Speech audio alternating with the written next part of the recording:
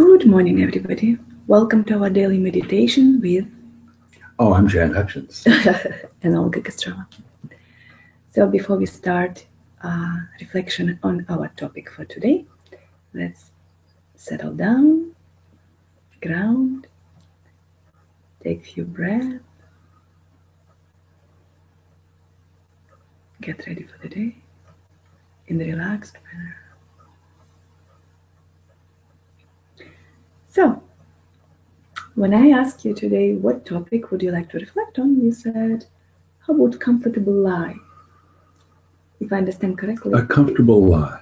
Lie of safety, right? Is that what you were? Well, it's the lie I believe we are unconsciously offered, that what we want from life is to be comfortable, sleeping in our little cave or in our bed or on our sofa, resting. And that's a lie because it subjugates us, allows us to be passive as a group of humans, and also in our individual lives robs us of some of the vitality, passion, and joy that comes from the struggle to interface with, to move in the world in whatever art and toward whatever love you want. But that's where life is, and that's what's fun. And in the sense of consciousness come to play, it's let's play. Let's play in the world. What moved you today to give attention to this particular subject? Because I notice with clients, there are a lot of clients I'm working with right now who have somehow been indoctrinated with that lie, and it caused them to feel this conflict, yearning to go do that, but something in the way that has them distracting, self-medicating in one level or another with food or drug or projection into the world. Facebook's a beautiful way in which you get a chance to project your ideas into the world, and the projection from the ego can get into conflict in there and have this, you're trying to make something happen in the imaginary world of Facebook and politics. So that those distractions get in the way and cause me to be lethargic, stay in one place rather than the adventure of going out into the world and each day having a hero's journey. And what is practical manifestation of this in the world? I remember that you mentioned this morning retirement. People assume when they retire, they will stop working. Finally, I can stop working. And finally, they have money to make them feel safe. Nobody can tell me what to do. What are your thoughts on that? Well, that's a catch-22. Were I to be involved in something I loved so much that I have risked the security of a job and or the other ways people allow themselves to feel safe, I can have the joy and power of being alive.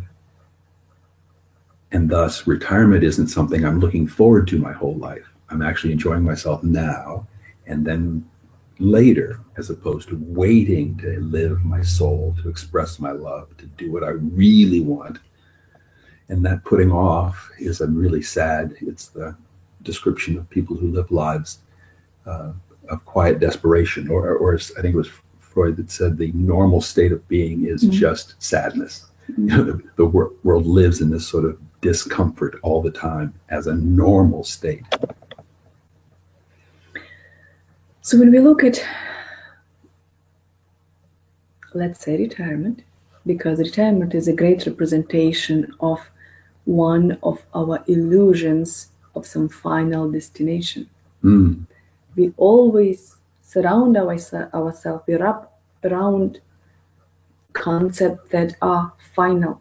They seem final because we are very afraid to exist in this open, unknown universe.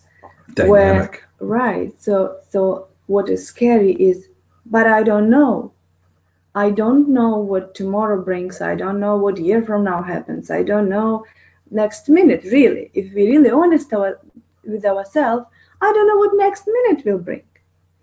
Never we have security. We never have security. People have properties taken away from them in a moment. Savings inflated. Stock falls.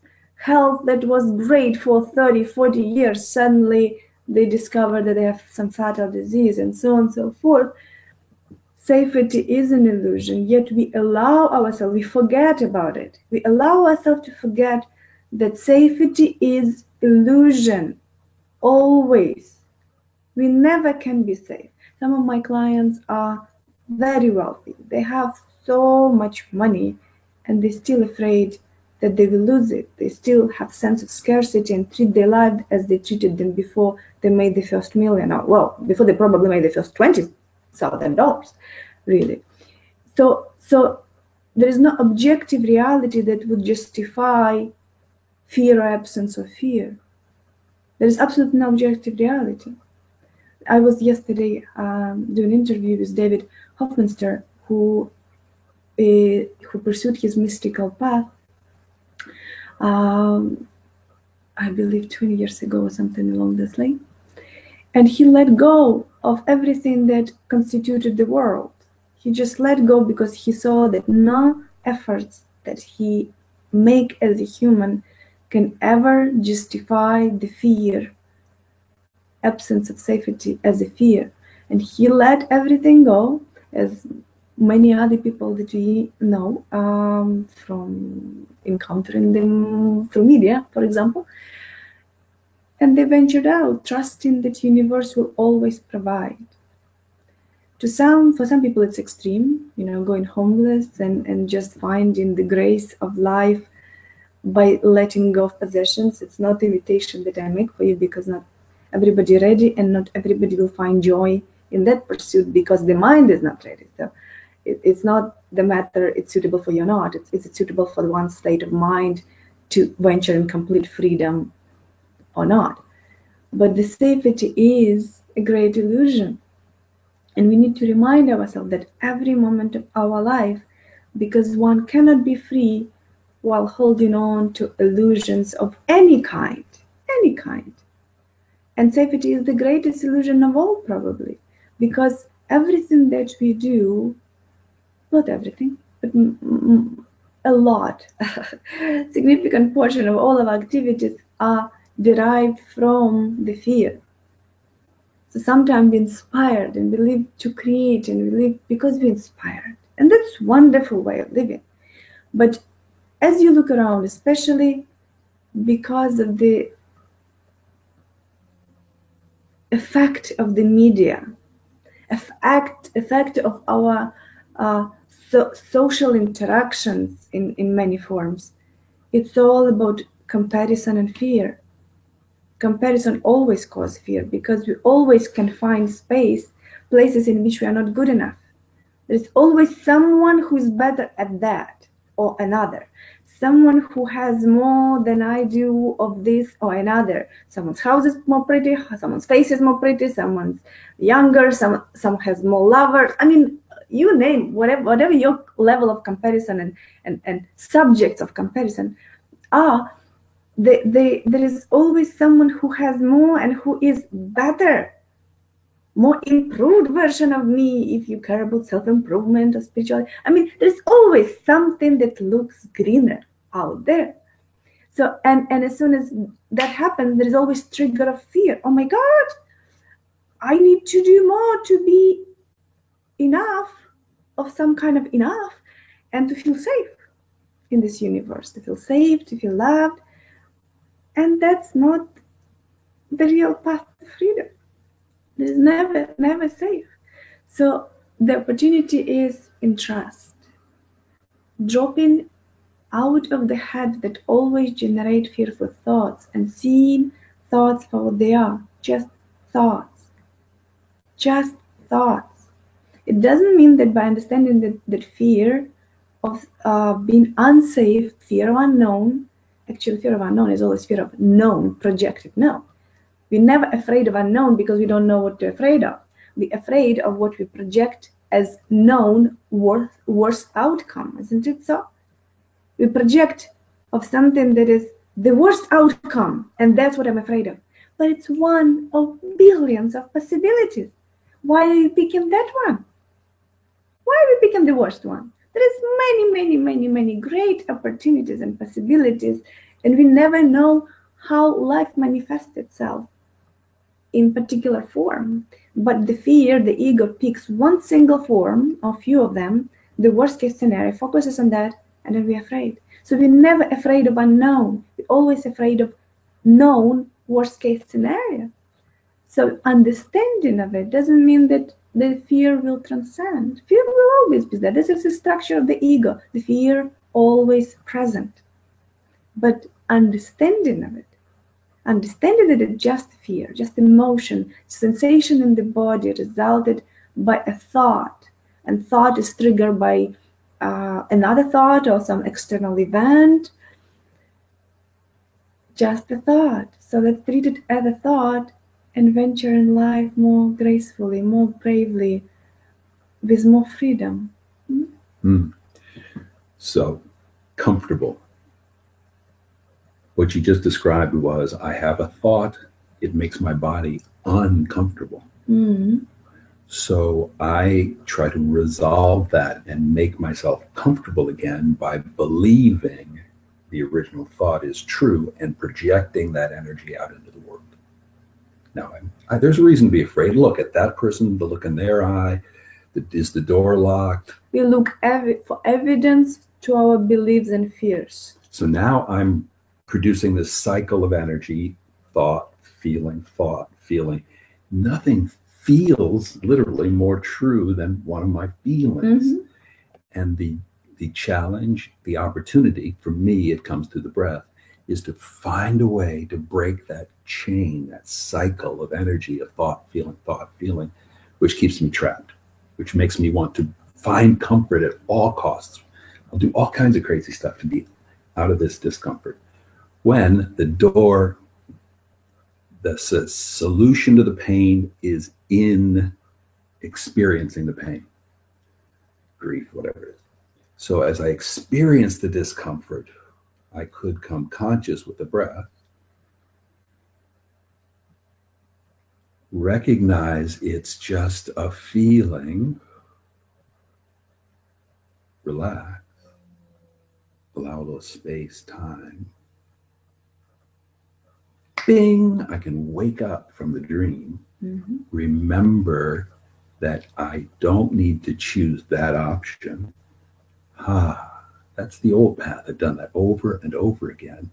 I'm going to choose a new path. I'm going to stay relaxed and happy and accept the discomfort of the feeling. Don't feed it, and it passes. Different life, different world. I now can see all the miracles around me rather than the projections from my thoughts, causing me to only see the ugly, dangerous, scary. Right. So there are a number of different ways how we deal with fear of any kind, whether fear of, as we call it, unknown, which is, as we discussed, known, worst case scenario, or any other fear that arises as a result of any kind of trigger. First, you can, as Jen suggested, you can work through your body, through your breath, because any fear has manifestation of physical sensation in the body. People have different sensations, but mainly, it's sense of contraction, rigidity. So there is a lot of bioenergetics I do in my work. If you know anything about my physio-hemodynamic system, you probably know that I do a lot of bioenergetic work to completely change the character, the energy. Some call it vibration in the body, some call it charge, some call it whatever words don't matter, as long as you understand what they point to, right? So to change the energy of the body through physical movement, breath, and so on and so forth, Jan does his work that he called pleasure stretch, which is derivative from yoga, but not yoga. It revolves around breath and stretch of the body in a particular way that releases pain, both emotional and physical. How you interrelate. Right. What's your relationship with your body? So one way is to work with your individual body, mind, individual consciousness.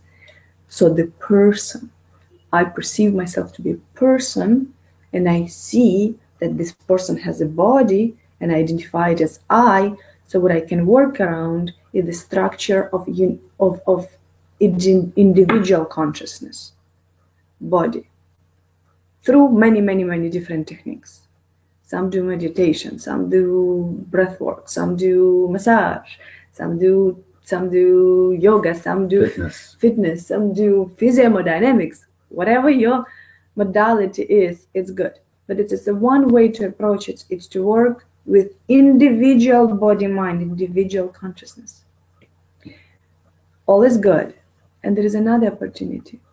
Another opportunity is to understand and ideally know experientially, and I would love to share with you a lot of ways how to experience unified consciousness, because telling about it doesn't do it. It just doesn't do it. It's not enough.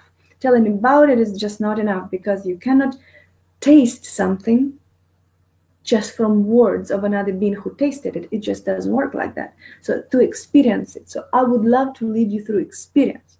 The experience now gives you opportunity to know experientially, directly, that you're not individual consciousness, that you're unified consciousness. Some call it oneness, some call it non-duality, some call it God, some, whatever name you have for it, keep it, as long as you're understanding what it means. It means that there is no ego structure in it.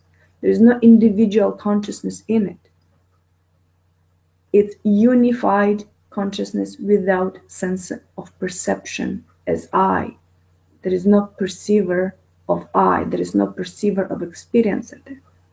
When you shift your consciousness from individual consciousness to unified consciousness, for majority of us, it's not a permanent state, it's iteration. For some of us, they don't even know it, so there is no iteration because they identify themselves as individual consciousness. So there is no iteration towards the unified consciousness, and therefore no relaxation in it, because there is great relaxation from the heaven, the burden. I'm saying heaven probably because it's heavy. From the burden of this world that we imagine, because it's very structured, it's very tangible, it's very rigid. It's very impermanent. Right. It came as a form. Probability became a tangible form. And sometimes this form takes those forms that are not so pleasant, not so promising, don't feel safe, and so on and so forth. Right? So there is opportunity to work not only with body, mind, individual body, mind, through practices, systems, exercises, techniques, which is good too. It's good too. But there is another possibility, and it's opened the door to grace, to live in very different way. There is a mystical path in it. And there is opportunity to have both, to have cake and eat it. There is opportunity to iterate. Some people look for greatest enlightenment and have as a permanent state. I'm not inviting anybody to explore that, to want it, because it's not happen as a result of you wanting anyways. It happens. It's completely different conversation altogether. But the iteration gives you great opportunity of relaxation from any fear, from any mental concept, from any structured mind. But yes, it is painful going through there.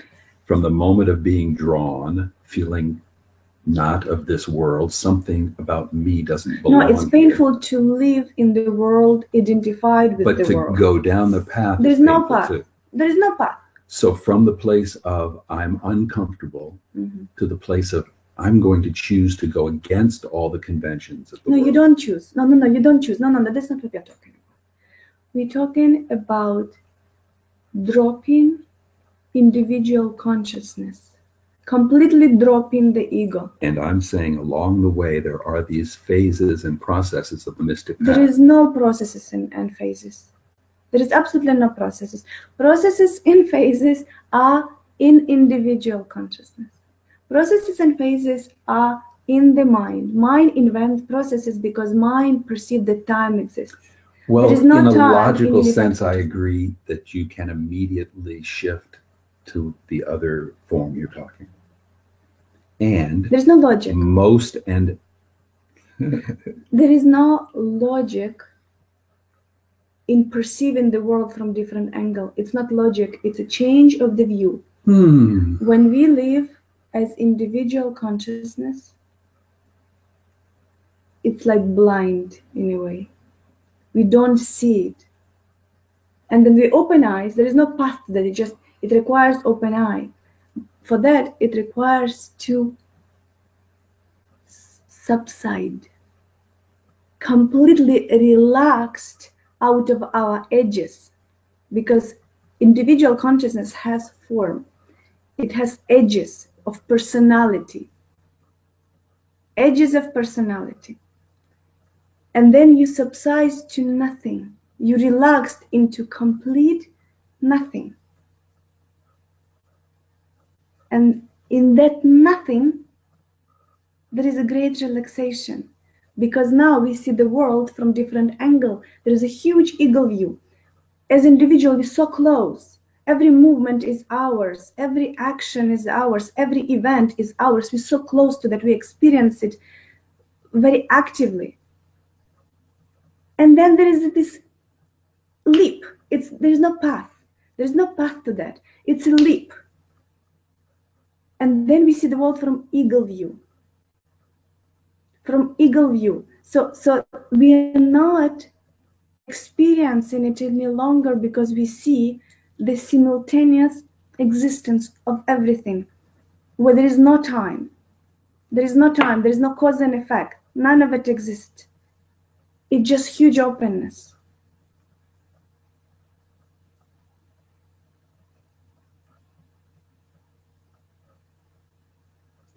It was interesting. I had the experience of wanting to assert my notion. Hearing your resistance, I stopped and started to say, well, what would be the state that would allow me to be comfortable here? I have to be comfortable with the discomfort of not getting my way. So as I sat and listened, you described exactly this state of being disidentified. That energy has no relation to who I am, so I can relax and just appreciate what you were saying. And it does figure that in some ways this is instant, relaxing, out of the verbal, which this is dueling it with the mind, what my concept of it is compared to your concept but of it is. But this is not concept. And your... You know that we're talking about experience, not about the concept, right? You cannot, right. There is no way to argue experience. People argue about ideas and belief systems. One cannot argue experience. If you taste orange, you cannot argue the taste of orange. You can argue the color of it. You can argue what you perceive it to be. You cannot argue the taste. Can you? Yes. I know that you want to. No, I mean, one can. If I stay identified and in my mind, I can. I could. In your mind, you can. I could very much well offer you some wine and you say it's barnyardy. And I say, no, that is absolutely earth-shatteringly fragrant. Can't you taste all the berries and beans in there? So we could argue your taste experience, and people do. People have, there's cultures. So the idea is that I can stay at that level where I'm about my head as opposed to be in my heart, or in my case, it's a more holistic experience. I take a breath and reconnect sort of at a cellular level, or at least it feels that way. And suddenly it's like wiping the slate clean. I disidentify from what was bothering me. So I think that as we've talked about this, it's been around the discomfort, and where I was headed was there is discomfort along the way, and finding one's way through the discomfort is often a part of the experience of being. I know you don't like the growth concept, so I let go of growth, but just being whatever is happening. And that's part of this as well. In my feeling of discomfort now, I'm beginning to be able to respond to feeling uncomfortable by looking for what is causing it, releasing that, and being back to comfort. So it's an indicator for me of where I'm disidentified from what is and projecting some discomfort into the experience of living. So discomfort is both an indicator and a part of the process. To stay in discomfort, to stay in openness, the challenge of living in the dichotomy, the duality, or the chaos. In the middle of the chaos, there's peace, center of the hurricane. Here we go. Mm. So whatever arises in you today, I invite you to meet it as is, with your best ability to experience it directly, outside of perception about it, thought about it, ideas about it. Try to your best ability to experience it as is. And when that's happened, there is no fears, there is no argument about taste of wine either. Let those who want to argue, just experience it. And it will be completely enough for you to live in grace every moment when you're fully present to that. With that, we thank you for joining us in our daily meditation today. And may your day be fantastic. The body is the temple of the spirit. Take good care of it. Yes.